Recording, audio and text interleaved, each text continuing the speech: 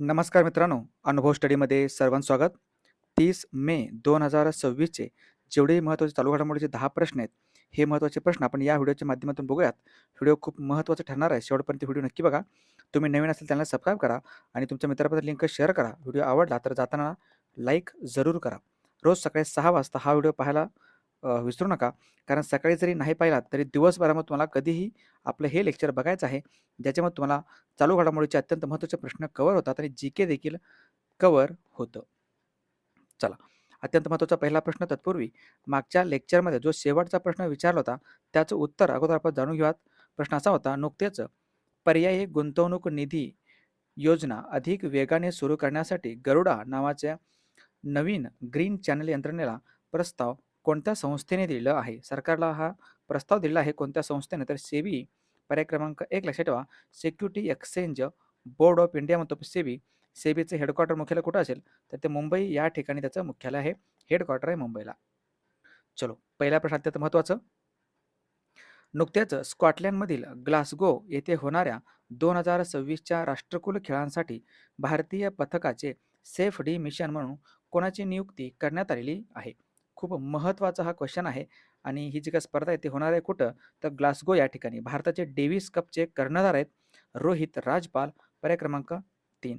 रोहित राजपाल यांची नियुक्ती करण्यात आली आहे सेफ डी मिशन म्हणून लक्षात ठेवा. आणि उप सेफ डी मिशन ज्याला आपण डेप्युटी सेफ डी मिशन कोण असतील? रवी बेंगानी. रवी बेंगानी हे आहेत उप सेफडी मिशन. लक्षात ठेवा, डेप्युटी सेफडी मिशन. आणि जी काही स्पर्धा आहे राष्ट्रीय क्रीडा स्पर्धा अत्यंत महत्त्वाचं लक्षात ठेवा. हे होणार आहे कुठं? तर ग्लासगो या ठिकाणी जी स्कॉटलंडमध्ये येते. 2026ची स्पर्धा आहे. दर 4 वर्षांनी ही स्पर्धा पार पडत असते आणि 2030मध्ये ही स्पर्धा कुठं होणार असतील? तर ती होणार तर अहमदाबाद या ठिकाणी भारतामध्ये. अहमदाबाद भारतामध्ये 2030ची राष्ट्रीय क्रीडा स्पर्धा पार पडणार आहे. आणि ही जी स्पर्धा आहे ती होणार आहे कधी? 23 जुलैपासून स्टार्ट होईल आणि हे संपेल 2 ऑगस्टला. 23 जुलै 2026 ते 2 ऑगस्ट 2026 पर्यंत ही स्पर्धा पार पडणार आहे. आणि विशेष काय माहिती आहे का? सगळ्यात महत्त्वाचे ह्या स्पर्धेमध्ये फक्त आणि फक्त 10 खेळांचा समावेश आहे. या स्पर्धेमध्ये फक्त आणि फक्त 10 खेळांचा समावेश करण्यात आला आणि सगळ्यात महत्त्वाचं जे काही भारताचे सर्वात जास्त पदकं ज्या खेळामध्ये मिळवले जातात असे खेळच याच्यामध्ये समाविष्ट नाहीत. ओके. आणि कुठले कुठले असतील? एक हॉकी आहे. लक्षात ठेवा, हॉकी. त्यानंतर आहे कुस्ती. हॉकी हॉकी आहे, कुस्ती आहे, बॅडमिंटन आहे. बॅडमिंटन सगळ्यात महत्त्वाचं नेमबाज. ओके. या खेळांचा समावेश ह्या खेळामध्ये करण्यातच आलेला नाहीये. म्हणजे हे खेळ समावेश होणार लक्षात ठेवा, खूप महत्त्वाचं आहे. असे ऑड क्वेश्चन तुम्हाला पेपरला विचारू शकतात. हॉकी, कुस्ती, बॅडमिंटन आणि नेमबाज. कळालं? आणि पॅरा क्रीडा प्रकारांवरती जास्त फोकस यंदाच्या ह्या स्कॉटलंडमधील ग्लासगो या ठिकाणी होणाऱ्या राष्ट्रीय खेळांसाठी करण्यात आलेलं आहे. चलो, दुसरा प्रश्न महत्त्वाचा. नुकत्याच अनुसूचित जातीच्या कल्याणकारी योजनांच्या अंमलबजावणीचे डिजिटलीकरण आणि बळकटीकरण करण्यासाठी PM अजय पोर्टल आणि अजय मोबाईल ॲप्लिकेशन याचा शुभारंभ कोणी केलेला आहे? PM अजय पोर्टल आहे लक्षात ठेवा आणि अजय नावाचं मोबाईल ॲप्लिकेशन आहे. कोणी सुरू केलं? हे आहे सामाजिक न्याय व सक्षमीकरण मंत्रालय. पर्याय क्रमांक 1. त्याचे मंत्री आहेत वीरेंद्र कुमार. वीरेंद्र कुमार. हे PM अजय पोर्टल आणि अजय मोबाईल ॲप्लिकेशन लक्षात ठेवा. तिसरा प्रश्न.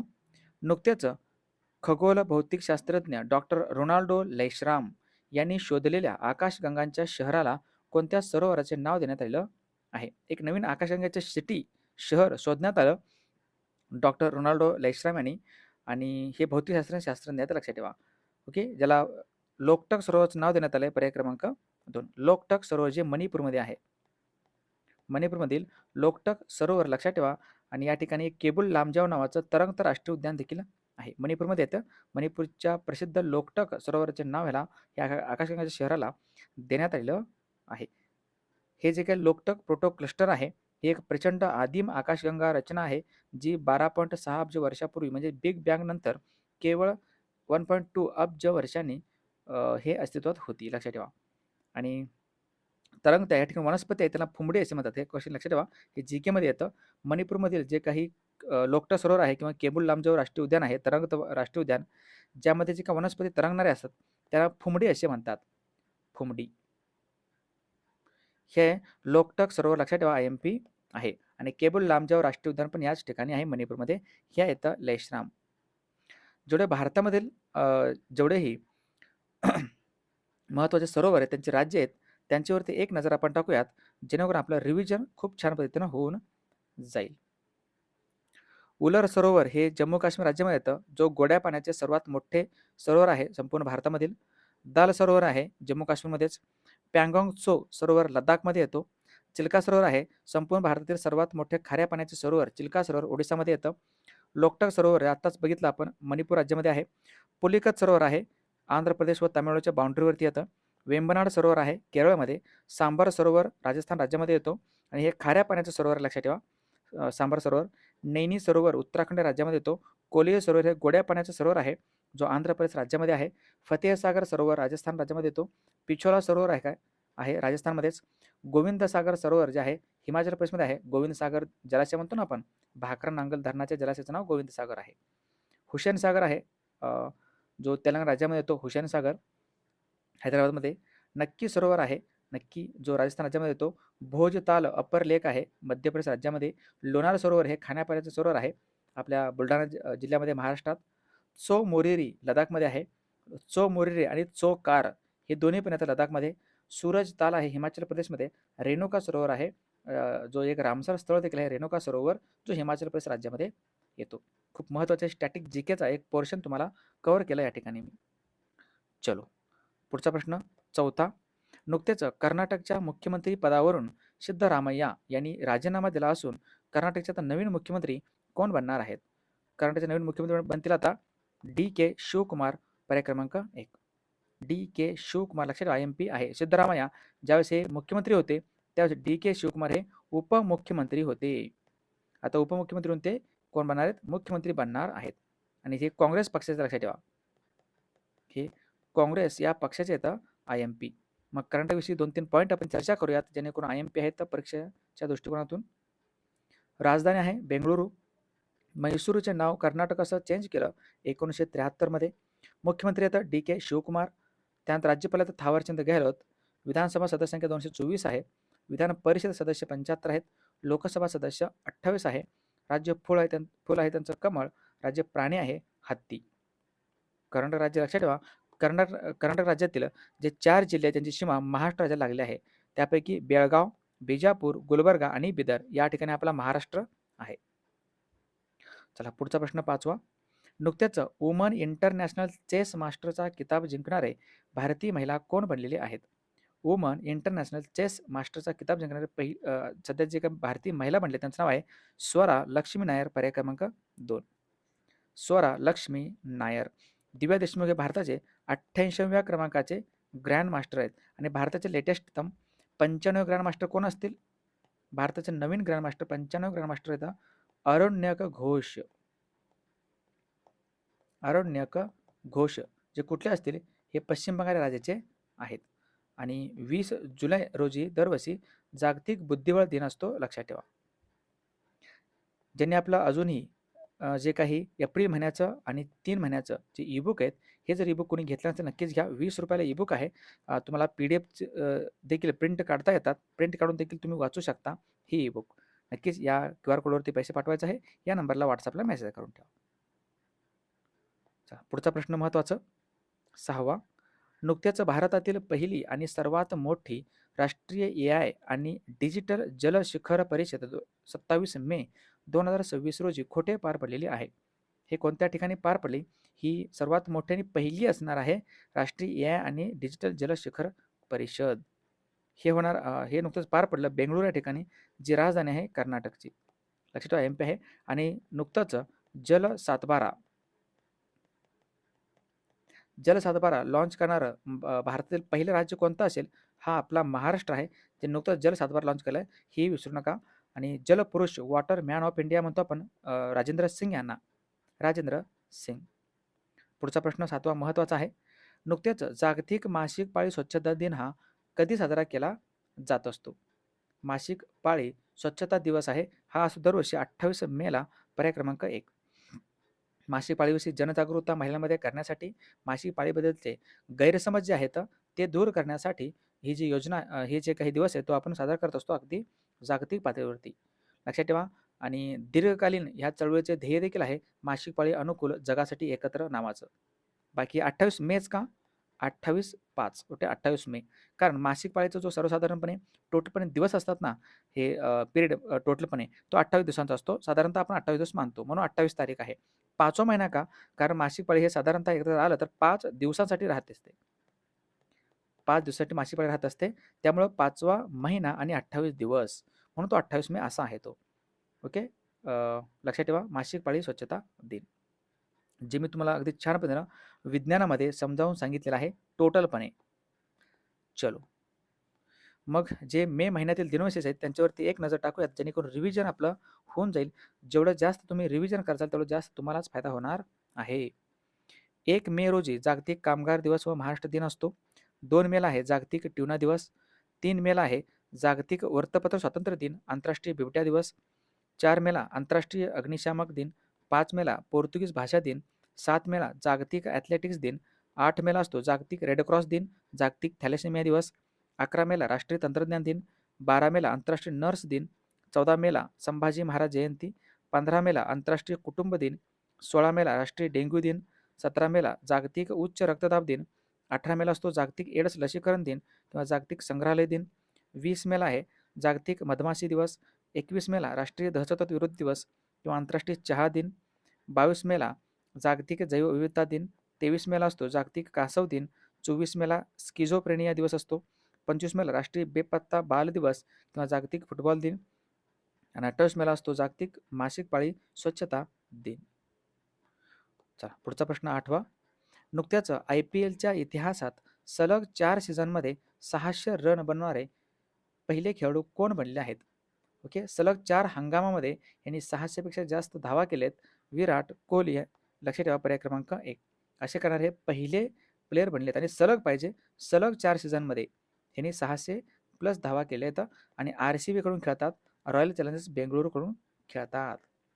क्वालिफायर 1 सामन्यादरम्यान त्यांनी हा जो काही टप्पा आहे तो गुजरात टायटन्स विरुद्ध केलेलं होतं.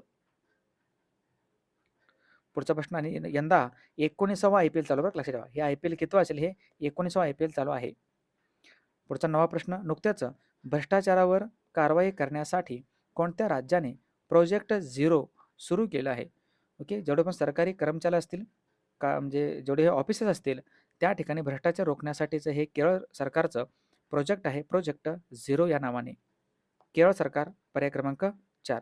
केरळ म्हणत आपण प्रोजेक्ट झिरो IMP आहे. मग जी केरळ आहे या केरळचे स्थापना दिवस आहे 1 नोव्हेंबरला. राजधानी तिरुवनंतपुरम आहे. मुख्यमंत्री तर नवीन बनले तर VD सतीशन. राज्यपाल तर राजेंद्र अर्लेकर. विधानसभा सदस्य संख्या 140 आहे. लोकसभा सदस्य 20 आहेत. राज्य पक्षी आहे ग्रेट हॉर्नबिल आणि राज्य प्राणी आहे हत्ती. राज्य फुलपाखरू मलबार बँडेड पिकॉक आहे. हा मलबार बँडेड पिकॉक लक्षात ठेवा. चला पुढचा प्रश्न 10वा अंतिम प्रश्न. अलीकडेच कोणत्या देशाने भारताला मागे टाकून जगातील 5वा सर्वात मोठा शेअर बाजार बनण्याचा मान हा मिळवलेला आहे? ओके. सर्वात मोठं शेअर बाजारामध्ये भारत आता 5व्या क्रमांकावर आला आहे. सॉरी भारत 6व्या क्रमांकावर आला आता. 5व्या क्रमांकावर कोण आलाय असं विचारलं आहे. तर 5वा बनलाय तैवान पर्याय क्रमांक 2. तैवान ज्याची राजधानी आहे तैपेई. तैवान हा चीनच्याच बाजूला असणारा पूर्वेकडे असणारा हा एक छोटासा देश आहे. तैवान हे शहर तैवान हा देश कोणत्या बेटावर वसलेला आहे? बेट आहे फार्मोसा. फार्मोसा बेटावरतीच 1945 मध्ये नेताजी सुभाषचंद्र बोस यांचं विमान अपघातामध्ये निधन देखील झालेलं आहे. तेच हे फार्मोसा बेट आहे. ओके. आणि 1 नंबरला कोण असेल याच्यामध्ये? 1 नंबरला आहे अमेरिका. 1 नंबरला अमेरिका आहे. 2 नंबरला चीन आहे. 3 नंबरला जपान. 4 नंबरला हाँगकाँग आहे. ओके. आणि 5 नंबरला आता तैवान आलाय आणि 6 नंबरला आहे आपला भारत. 6 नंबर येतो भारत. लक्षात ठेवा. शेअर बाजाराविषयीचं संपूर्ण शेअर बाजारावरती कंट्रोल ठेवणारी भारतातील बॉडी आहे SEBI. Security exchange board of India म्हणतो आपण. याची स्थापना 1988 ला झालेलं आहे आणि सेबीला वैधानिक दर्जा भेटला 1992मध्ये. ओके, हेडक्वार्टर मुंबईला आहे आणि सेबी सध्याचे अध्यक्ष कोण असतील? त्यांचं नाव आहे तुहिनकांत पांडे. सेबीचे सध्याचे प्रमुख आहेत तुहिनकांत पांडे. आणि भारतामध्ये दोन शेअर बाजार आहेत, लक्षात ठेवा. एक आहे बॉम्बे स्टॉक एक्सचेंज, त्यानंतर आहे national stock exchange. Bombay stock exchange आणि national stock exchange.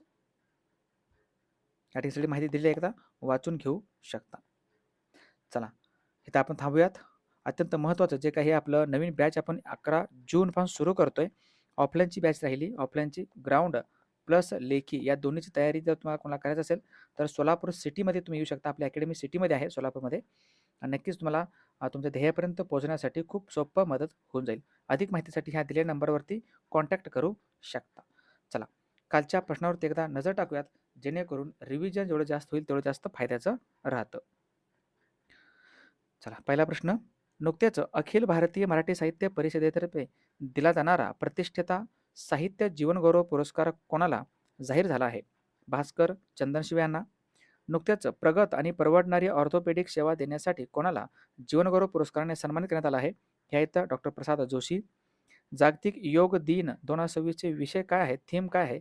Yoga for healthy ageing. नुकत्याच आलेल्या स्वच्छ सर्वेक्षण ग्रामीण अहवाल 2026 नुसार पश्चिम विभागात महाराष्ट्रातील कोणत्या जिल्ह्याने प्रथम क्रमांक पटकावला आहे? सातारा. नुकत्याच डिजिटल जल लेखांकन आणि संवर्धन देखरेखीसाठी भारतातील पहिला जल सातबारा प्रणाली सुरू करणारा राज्य कोणतं आहे? महाराष्ट्र. नुकत्याच राज्यसभा याचिका समितीचे अध्यक्ष म्हणून कोणाची नियुक्ती करण्यात आली आहे? राघव चड्ढा.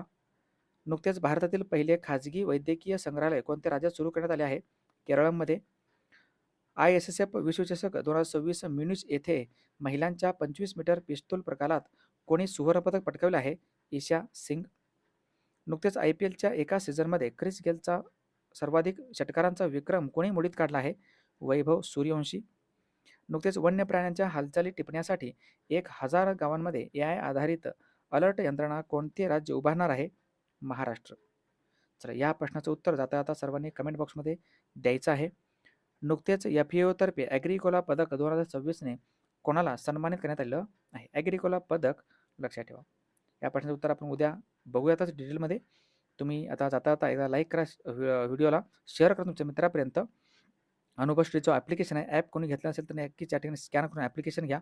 या ठिकाणी स्कॅन करून तुम्ही टेलिग्राम चॅनल पण जॉईन करू शकता. आणि इंस्टाग्रामची ID नक्कीच तुम्ही ह्याला फॉलो करा, ज्या ठिकाणी मी चालू घडामोडीचे प्रश्न वगैरे पाठवत असतो डेली. चला, इथं थांबूयात आपण. तुमच्या मित्रापर्यंत लिंक शेअर करा. तुम्ही नवीन असाल तर चॅनलला सबस्क्राईब करून ठेवा. चला, उद्या सकाळच्या 6 वाजताच्या नवीन बुलेट रॅपिडचे फायरच्या प्रश्नामध्ये आपण भेटूयात. आणि आज रात्री 9 वाजता आपण भेटूयात लाईव्हच्या लेक्चरमध्ये. थँक्यू. जय हिंद.